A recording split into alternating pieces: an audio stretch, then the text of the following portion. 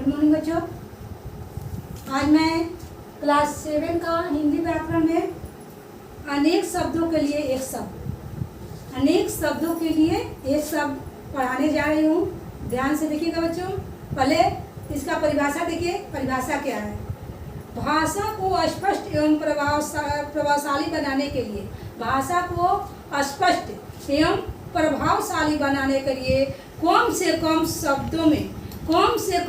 शब्दों में अधिक से अधिक विचारों की अभिव्यक्ति करने के लिए वाक्यांश का प्रयोग किया जाता है।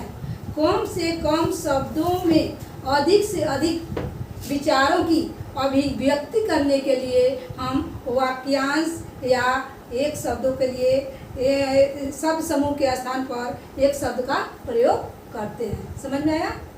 तो देखिए, अब हम देखते हैं अनेक शब्द और एक शब्द। जैसे देखिए, जो ईश्वर में विश्वास रखता है, ये अनेक शब्द हुआ।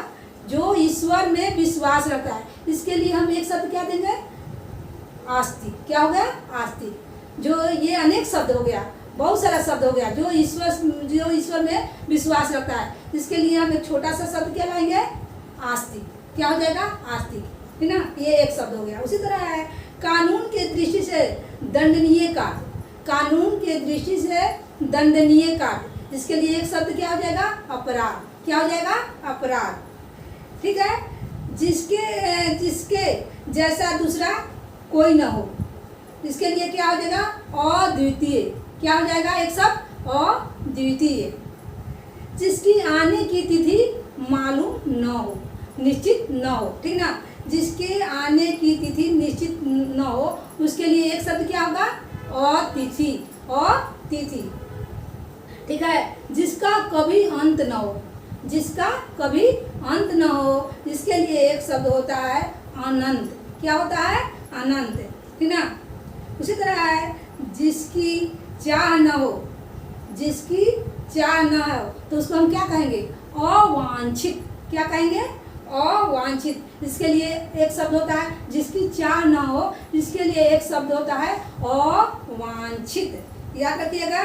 ठीक ना? जिसे देखा न हो, जिसे देखा न हो, मतलब जिसे देखा न हो, ये तो बड़ा शब्द हो गया। इसके लिए हम छोटा शब्द क्या यूज करेंगे? क्या कहेंगे? अनदेखा। क्या? अनदेखा। फिर देखिए, किसी को न मारना या कष्ट न पहुंचाना, किसी को न मारना या कष्ट नहीं पहुंचाना, इसके लिए एक शब्द क्या होगा? अहिंसा। क्या हो जाएगा? अहिंसा। उसी तरह है जिसका वर्णन न हो सके, जिसका वर्णन न हो सके, उसके लिए एक शब्द होता है अवर्णनीय।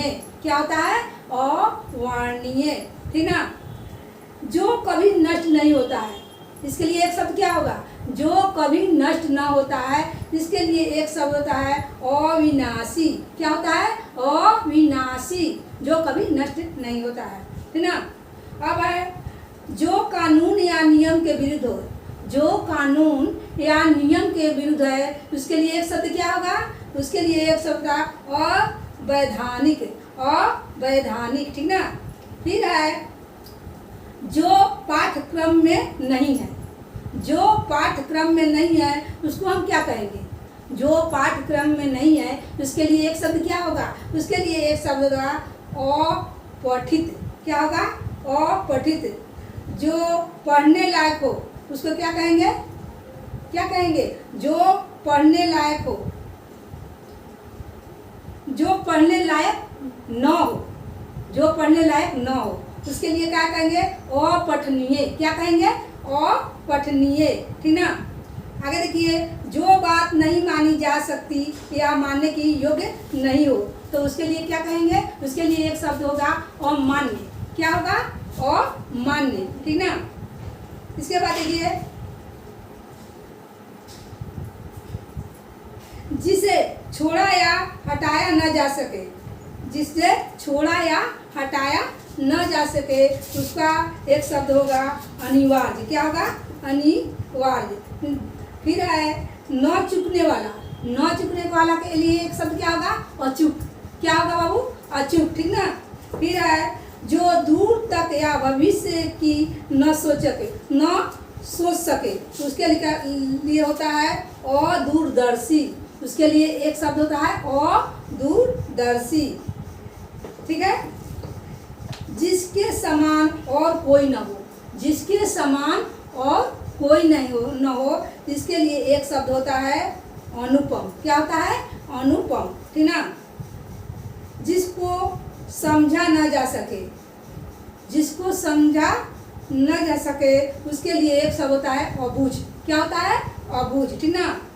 जिसे स्वीकार करने से इनकार कर दिया गया हो, जिसे स्वीकार करने से इनकार कर दिया गया हो, इसके लिए एक शब्द होता है अस्वीकृत। क्या होता है? अस्वीकृत। ठीक है।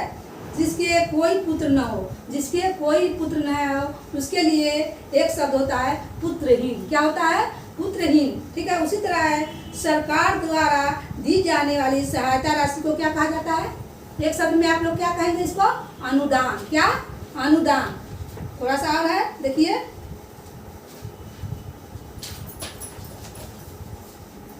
किसी वस्तु को अन्य देश से मंगाना, किसी वस्तु को जब हम अन्य देश से, दूसरे देश से मंगाते हैं तो उसको एक शब्द में क्या कहेंगे? आयात। क्या कहेंगे?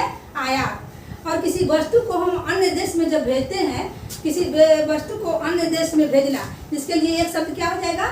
निर्यात। क्या होता है? निर्यात। उपयोग करने वाला, उपयोग करने वाले को क्या कहा जाता है? उपभोक्ता। क्या कहा जाता है एक शब्द में? उपभोक्ता। ऊपर कहा गया, ऊपर कहा गया यानी उपरयुक्त। क्या होता है? उपयुक्त। ठीक ना। भेंट की गई वस्तु, भेंट की गई वस्तु के लिए एक शब्द क्या होगा? उपहार। क्या हो जाएगा? उपहार। ठीक ना। एक व्यक्ति का शासन या राज्य, उसको क्या कहा जाता है? राजतंत्र। क्या कहा जाता है? सॉरी, कहा जाता है एक तंत्र। क्या कहा जाता है? एक व्यक्ति का जब शासन होता है तो उसे हम क्या कहते हैं? एक तंत्र। ठीक ना। विशाल हृदय वाले, विशाल हृदय वाले का क्या कहा जाता है? विशाल हृदय का उदार। क्या?